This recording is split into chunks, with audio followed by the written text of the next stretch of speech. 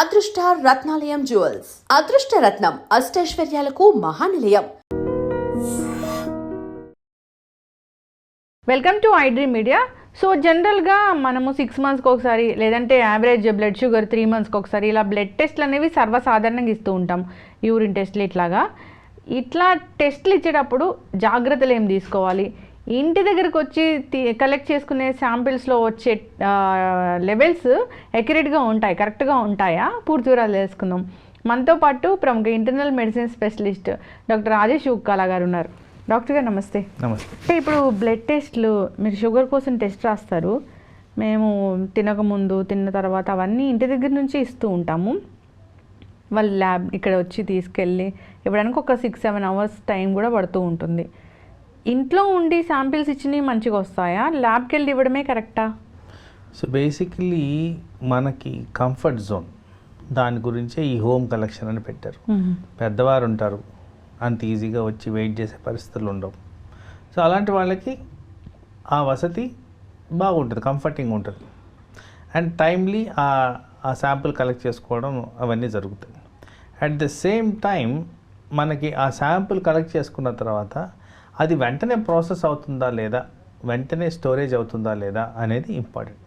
మీరు గమనిస్తే ఈ హోమ్ కలెక్షన్ తీసుకొచ్చే వాళ్ళందరూ కూడా ఒక థర్మో ఫ్లాస్క్ లాంటిదో ఒక డబ్బా లాంటిది తీసుకొచ్చి దాంట్లో తీసుకొని వెళ్తారు. అంటే టెంపరేచర్ రెగ్యులేటెడ్ స్పెసిమెన్స్ అనేవి ఇంపార్టెంట్. దాన్ని ప్రాపర్గా క్యారీ చేయడం అండ్ టైంకి అందాల్సింది చేయడం అనేది కూడా ఇంపార్టెంట్.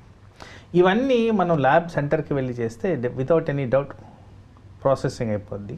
మరి హోమ్ కలెక్షన్ వాళ్ళు ఎంత దూరం ట్రావెల్ చేయాలి, ఎక్కడికి వెళ్ళాలి, ఎలా ట్రాన్స్పోర్ట్ చేస్తే ఇవన్నీ కూడా క్వశ్చన్స్ రేజ్ అవుతాయి. ఓవరాల్గా స్టాండర్డ్స్ ప్రాపర్గా మెయింటైన్ చేస్తే ఈ కలెక్షన్స్ కూడా ఫెయిర్లీ నార్మల్ రిజల్ట్స్ ఇచ్చేదానికి ఛాన్స్ ఉంది. సో ఇక్కడ ఏంటంటే మనకి వసతి అనేది ఉందా లేదా, మనం వెళ్ళి చేసుకోవడం డిఫికల్టీ ఉన్న పరిస్థితుల్లో ఆ మార్నింగ్ శాంపిల్స్ పర్టికులర్గా ఫాస్టింగ్ శాంపిల్స్ ఇవ్వడానికి కష్టం ఉన్న వాళ్ళు, అక్కడ దాకా ట్రావెల్ చేయని వాళ్ళకి హోమ్ శాంప్లింగ్ అనేది ఒక కంఫర్టింగ్ జోన్. అది హోమ్ శాంపిల్ అయితే మంచిదే, హోమ్ శాంపిల్ తీసుకోవడం తప్పలేదు. కానీ దాన్ని storage and transportation and immediate దానికి అటెన్షన్ ఇవ్వాల్సింది అనేది ఇంపార్టెంట్గా జరగాల్సిన విధంగా జరిగితే ఇంపార్టెంట్. డాక్టర్ గారు, అంటే ఈ ఏ ల్యాబ్ బట్టి కూడా మనకి టెస్టులు ఉంటాయా? అంటే ల్యాబ్ పట్టి కాదు, ఒక్కొక్క బ్యాచ్కి ఒక రెఫరెన్స్ రేంజ్ అనేది ఉంటుంది, ఒక్కొక్క బ్రాండ్కి ఒక విధంగా. ఓవరాల్గా ఆల్మోస్ట్ వెరీ సిమిలర్ ఉంటుంది, కానీ రెఫరెన్స్ రేంజెస్ కొన్ని మారేదానికి ఆస్కారం ఉంది. ఆ బ్రాండ్ బట్టి, వాళ్ళు ఇచ్చిన రెఫరెన్సెస్ బట్టి, దాన్ని బట్టి క్యాల్కులేట్ చేసి అక్యురసీకి దగ్గరగా ఇవ్వడం జరుగుతుంది రిజల్ట్. ఇప్పుడు బ్లడ్ షుగరే తీసుకున్నాము, HbA1c టెస్ట్కి ఇచ్చాము మనము అన్నప్పుడు అక్కడ ఎంత వస్తే అంత బట్టే మీరు మందులు రాస్తారా? అది ఒక్కటే క్రైటీరియాగా తీసుకో. ఎందుకంటే HbA1c 100% ప్రూఫ్ ఉన్న టెస్ట్ ఏం కాదు. దాంట్లో కూడా ఐరన్ లోపాలకు సంబంధించి HbA1c మారేదానికి ఛాన్స్ ఉంది. అలాగే హీమోగ్లోబిన్ శాతం బట్టి HbA1c మారేదానికి ఉంది. సో ఆ విధంగా దాన్నే డైరెక్ట్గా మనం కొలుచుకోవడానికి లేదండి. మిగతా టెస్టులు కూడా ఎలా ఉన్నాయి అనేది ఇంపార్టెంట్. ఈ మధ్యకాలంలో మీరు ఆల్రెడీ మనం డిస్కస్ చేసాం కంటిన్యూస్ గ్లూకోజ్ మానిటరింగ్. ఇలాంటి వసతి ఉన్నప్పుడు ఈ కంటిన్యూస్ గ్లూకోజ్ మానిటరింగ్ యాడప్ అవుతుందా లేదా, ఇప్పుడు 14 రోజులు చేసిన డేటా మొత్తము ఈ HbA1cకి యాడప్ అవుతుందా లేదా అని కూడా గమనించుకోవాలి. కంటిన్యూస్ గ్లూకోజ్ మానిటరింగ్ ఒక రోజుదేనా టెస్ట్? అది 14 రోజులు. 14 రోజులు సూది అలా ఉంచుకోవాలా? ఆ ప్యాచ్ అలాగా పెట్టుకొని ఆ 14 రోజుల డేటా ఏదైతే ఉంటుందో దానికి భిన్నంగా కానీ HbA1c వస్తే మరి ఎందుకు అలా తేడా వచ్చింది అనేది కూడా మనం, సో ఇదంతా అనాలిసిస్ చేయాల్సిన అవసరం. జస్ట్ ఆ నంబర్స్ని తీసుకొని డైరెక్ట్గా పేషెంట్కి ట్రీట్ చేయడం కాకుండా ఎక్కడ ఏమి లోపాలు ఉన్నాయనేది గమనించుకొని ఇవన్నీ యాడ్ అవుతున్నాయా లేదా కరెక్ట్గా మనం అనలిటికల్గా చూసిన తర్వాతే అది నిర్ధారించి దానికి తగ్గ ట్రీట్మెంట్ అనేది చేయడం అనేది జరుగుతుంది. ఆ CGMకి నీడిల్ ఉంటుందిగా, చిన్న టైప్ నీడిల్, హైపోడెర్మిక్ నీడిల్ అంటారు. అసలు మనకు తెలియని కూడా తెలియదు అది ఉన్నట్టు. అంత డిస్కంఫర్టింగ్ అయితే ఉండదు. ఇప్పుడు బ్లడ్ టెస్టులు చూస్తే డాక్టర్ గారు, బ్లడ్ టెస్ట్లే కాదు జనరల్ టెస్టుల గురించి మాట్లాడితే ఒక ప్యాకేజ్ ఉంటుంది. అంటే ఒక 100 టెస్టులు 200 టెస్టులు ఇట్లా కూడా ఉంటాయి. అన్నీ చేయించుకోవాలా? సో ఐడియల్గా చెప్పాలి అంటే వయసు క్రమేణా మార్పులు అనేది రావడం సహజం. సో ఒక కాంప్రహెన్సివ్ బాడీ చెకప్ అనేది yearly once above the age of 30 almost చాలామందికి అడ్వైస్ చేస్తూ ఉంటాం. సో మీరు అన్నట్టు ఈ 200-300 టెస్టులు చేసుకోవాలంటే కాంప్రహెన్సివ్ చెక్ అనేది అది అందరికీ అంబ్రెల్లా కింద వస్తుంది. ఫర్ ఎగ్జాంపుల్ అనుకుందాం, క్యాన్సర్ వ్యాధికి సంబంధించిన టెస్టులు ఇది అందరికీ వర్తించదు.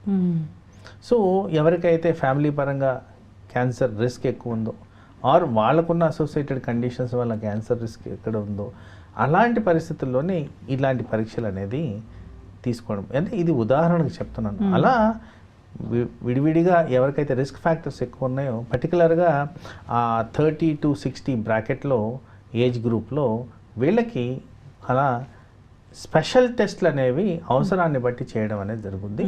బట్ సాధారణంగా ఒక కాంప్రహెన్సివ్ బాడీ చెకప్ అంటే అవయాలు మొత్తం liver, kidney, sugar, thyroid, vitamins ఎలా ఉన్నాయి అనేది చెక్ చేసుకోవడంలో ఇయర్లీ వన్స్ తప్పు అయితే లేదు.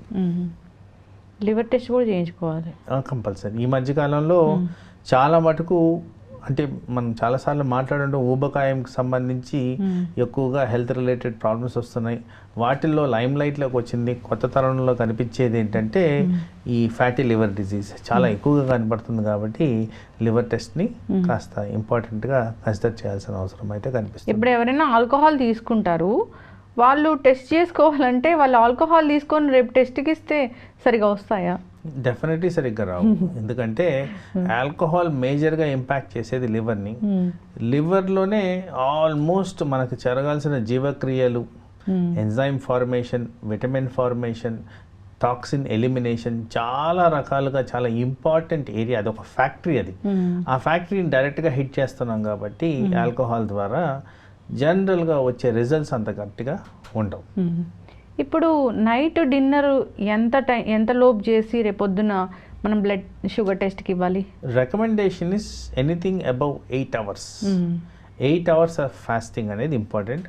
బట్ ఐడియల్ సినారియో గురించి మాట్లాడుతున్నప్పుడు మనం ఆ 8 hours 6 గంటలకు ముగిసేటట్టు చూసుకోవాలి. అంతకన్నా లేట్గా ఇస్తుంటే శాంపుల్స్ అంత కరెక్ట్గా ఇన్ఫర్మేషన్ వచ్చేదానికి ఛాన్సెస్ ఉండవు. అంటే తొందరగా డిన్నర్ చేయాలి. Early dinner always recommended. 10 గంటలు ఫాస్టింగ్ ఉండాలా? ఉంటే బెటర్. ఆ minimal criteria 8 hours, ideal criteria 10 hours, maximum up to 12 hours. ఇప్పుడు మీరు HbA1cని చూస్తారు, ఫాస్టింగ్ బ్లడ్ షుగర్ చూస్తారు. ఈ రెండు బట్టి మందులు రాస్తారు డాక్టర్? అంటే వీటి మీదనే డిసైడ్ చేయాలంటే ఇప్పుడు మీరు ఫర్ ఎగ్జాంపుల్ చెప్తే ఈ ప్రాక్టికాలిటీలో మాకు ఒకరు మేము పొద్దున్నే గ్లూకోమీటర్లో చెక్ చేసేసుకున్నాం సార్, ఇవి ల్యాబ్ టెస్ట్లు, దీంట్లో మేము అవన్నీ చేయలేదు, ఓన్లీ HbA1c చేసుకొచ్చాను అంటారు. అక్కడ ఏంటంటే గ్లూకోమీటర్కి నార్మల్గా ల్యాబ్లో చేసే రికార్డింగ్స్కి ఒక 10 to 20% వేరియేషన్ అనేది కనిపిస్తుంది. నేను దాన్ని కూడా యాడప్ చేసుకొని గమనించాలి. తర్వాత మీరు అన్నట్టు షుగర్ గురించి మనం మాట్లాడుతున్నాం కాబట్టి ఆ గ్లూకోమీటర్లో తీసే రికార్డింగ్ కరెక్ట్ పద్ధతుల్లో చేశారా లేదా, అంటే ఏదైతే ideal way of taking blood sample, ఈ గుచ్చుకోవడం కానివ్వండి, అందరూ కూడా భయపడుతూ కొద్దిగా లైట్గా గుచ్చుకొని పిండి తీస్తారు. అలాంటి తీసినప్పుడు తప్పుగా రిజల్ట్ వచ్చేదానికి ఛాన్స్ ఉంది. అంటే ఎక్కువ గుచ్చాలా? ఆ డెప్త్ అనేది మనకి దాంట్లో దగ్గర పెట్టేసేయాలి. ఆ పెన్ ఉంటుంది కదా బ్లడ్ శాంపుల్ చెక్ చేసే దాంతో కరెక్ట్గా తీసుకుంటే ఐడియల్ అరౌండ్ 3 to 4 పెట్టుకుంటే డెప్త్ అది కరెక్ట్ అమౌంట్ ఆఫ్ బ్లడ్ బయట వస్తుంది. కొద్దిగా థిక్ చర్మం ఉన్న వాళ్ళు హైయర్ నంబర్ పెట్టుకోవాల్సిన అవసరం ఉంటుంది. తర్వాత వేళ్ళని శుభ్రపరచుకున్నారా లేదా అనేది ఇంపార్టెంట్, ఎక్కడ గుచ్చుతున్నారు అనేది ఇంపార్టెంట్. సో వీటిలన్నిటికీ కూడా క్రైటీరియా ఉంది. సో చేసే ప్రతి టెస్ట్ 100 proofs ఉంటుందని నేను అనట్లేదు, పర్టికులర్గా గ్లూకోమీటర్ గురించి మాట్లాడుతున్నప్పుడు. సో దాన్ని ప్రాపర్ పద్ధతిలో చేసుకుంటేనే ఆ రిజల్ట్ రిలయబుల్ అవుతుంది. డాక్టర్ గారు, ఇంట్లో మనం గ్లూకోజ్ మానిటరింగ్ చేసుకుంటున్నాం అంటే ఆ మిషన్ త్రూ చూసుకుంటున్నాం అన్నప్పుడు ఎక్కడ గుచ్చాలి అనేది కూడా మ్యాటర్ అవుతుంది. డెఫినెట్లీ మ్యాటర్ అవుతుంది. ఎందుకంటే ఐడియల్ రికమెండేషన్ వేలుకి సైడ్ భాగంలో గుచ్చాల్సిన అవసరం ఉంటుంది. చాలా ఈజీగా, అంటే థిక్నెస్ ఆఫ్ స్కిన్ పల్చగా ఉంటుంది. సైడ్ భాగం సైడ్ అంటే ఈ పక్కన సైడ్ మేము ఇక్కడ చూస్తాం డాక్టర్ గారు, చాలా ఎక్కువ మంది అక్కడ గుచ్చుకుంటారు. ఎందుకంటే కన్వీనియన్స్, ఇక్కడ కాస్త పెయిన్ ఎక్కువ ఉండేదానికి ఛాన్స్ ఉంది కాబట్టి కన్వీనియన్స్ కోసం ఇక్కడ గుస్తారు. కానీ చాలా మందికి చర్మం థిక్గా ఉంటుంది ఆ ఏరియాలో, డెప్త్ సరిగ్గా రీచ్ అవ్వకపోవచ్చు. సో కొంచెం గుచ్చి మళ్ళీ ప్రెస్ చేసి తీసిన ఆ బ్లడ్ ఫ్రీ సరైన ఫ్లో ఆఫ్ బ్లడ్ ఉండాలి. జనరల్ రికమెండేషన్ ఎలా ఉంటుందంటే మనం గుచ్చిన తర్వాత ఆ ఫస్ట్ బ్లడ్ని వైప్ చేసి నెక్స్ట్ వచ్చే బ్లడ్ని శాంపుల్కి తీసుకోవాలి. కానీ అలా ఎవరు చేయరు, డైరెక్ట్గా అదే తీసుకెళ్ళి అద్దేస్తారు. సో ఆ చేతుల్లో ఉన్న మురికి కానీ షుగర్ కానీ ఏది ఉంటే అది అంటుకుపోతుంది. అప్పటికే ప్యానిక్ వస్తుంటారు డాక్టర్ గారు, ఆల్రెడీ ఓ బ్లడ్ చుక్కు వచ్చింది, మళ్ళీ తుడిచి మళ్ళీ చేయాలంటే అది ఎంత టఫ్ జాబ్. అంత ఆలోచించాల్సిన అవసరం. మీరు ప్రాపర్ పద్ధతుల్లో ఆ పెన్ పెట్టి కొట్టేసి దాన్ని క్లీన్ చేసిన తర్వాత వచ్చే డ్రాప్ని తీసుకుంటే డెఫినెట్గా మీకు మోర్ అక్యురేట్ రిజల్ట్స్ వచ్చేదానికి ఛాన్స్ ఉంది. ఇప్పుడు పొద్దున్నే ఇంట్లో మేము చెక్ చేసుకోవాలన్నప్పుడు పొద్దున్నే లేవగానే వాటర్ తీసుకొని బ్లడ్ టెస్ట్ చేసుకుంటే సరిపోతుంది, అంతేనా డాక్టర్? అంతే అంతే. ఫాస్టింగ్ తిన్న తర్వాత 2 hours, ఆఫ్టర్ 2 hours మనం డిసైడ్ చేసుకోవచ్చు. జనరల్గా బ్రేక్ఫాస్ట్ అనేది అందరూ తింటారు, తినరు.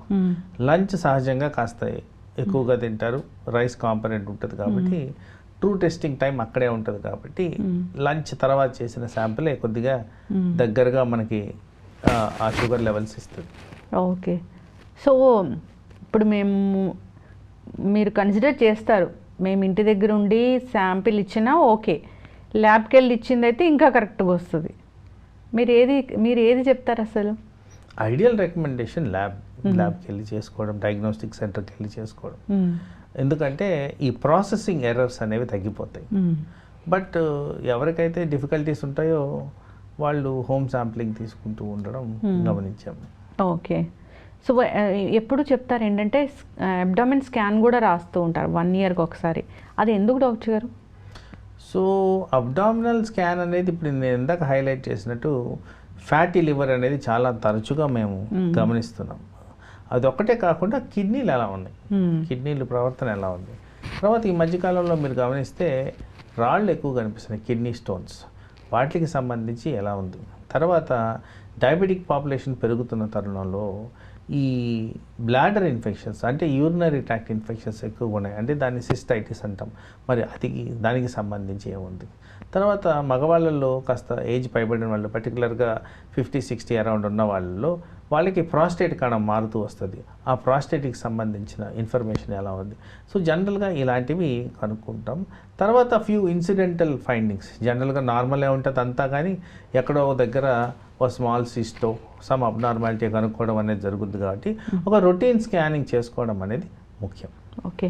ఇప్పుడు హిమోగ్లోబిన్ తక్కువ ఉన్నా కానీ బ్లడ్ షుగర్ HbA1c తేడా వస్తుంది. ఎస్, కరెక్ట్గా ఉండాలి. ఎస్. ఎందుకంటే ఈ హీమోగ్లోబిన్ కాంపనెంట్ ఏదైతే ఉంటుందో దాని చుట్టూ ఒక పొరలాగా షుగర్ రోల్ అవుతూ పోతుంది.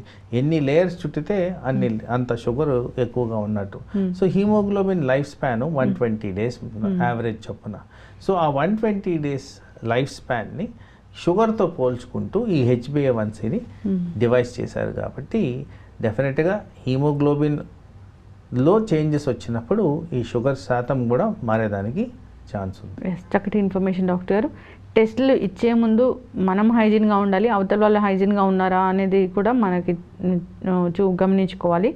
ఎప్పుడు మంచి ల్యాబ్లో టెస్టులు ఇస్తే కనుక కరెక్ట్గా లెవెల్స్ అనేవి వస్తాయి, రీడింగ్స్ అనేవి వస్తాయి. ఇంట్లో గ్లూకోజ్ మానిటరింగ్ చేసుకునేటప్పుడు కూడా జాగ్రత్తలు తీసుకోవాలి. మీరు చెప్పిన పద్ధతులు ఫాలో అవ్వాలని కోరుకుందాం డాక్టర్ గారు. ఇయర్లీ వన్స్ ఇంట్లో ఉండైనా ఇవ్వండి, ల్యాబ్కి వెళ్ళైనా ఇవ్వండి, ఎక్కడైనా ఇయర్లీ వన్స్ మీరు చెకప్ చేయించుకుంటే మంచిది. 3 monthsకి ఒకసారి మీరు HbA1c చెప్తారు కాబట్టి ఖచ్చితంగా ఫాలో అవ్వాల్సిందే. చక్కటి ఇన్ఫర్మేషన్. ధన్యవాదాలు డాక్టర్ గారు. And for more videos, Please subscribe to iDream. Please subscribe to iDream. Please subscribe iDream. And please subscribe to iDream. For more videos, subscribe to iDream. please like, share and subscribe to the channel. Congratulations, iDream. Subscribe to iDream. Subscribe to iDream. So subscribe to iDream Media. iDream की iDream team अंदर की huge congratulations. Please subscribe iDream Media. Please subscribe to iDream. Subscribe iDream. Please subscribe to iDream. iDream అంటే నా కళల ఛానల్ను subscribe చేసుకున్న నోరు తిరుగుతలేదు, మీరైతే గంట గుర్తు కొట్టండి. For more such videos, please subscribe to iDream. Subscribe to iDream. Please subscribe to iDream. Please subscribe iDream Media. Please do subscribe to iDream. Please subscribe to iDream Media. For best entertainment and information, please subscribe iDream. And don't forget to subscribe to iDream.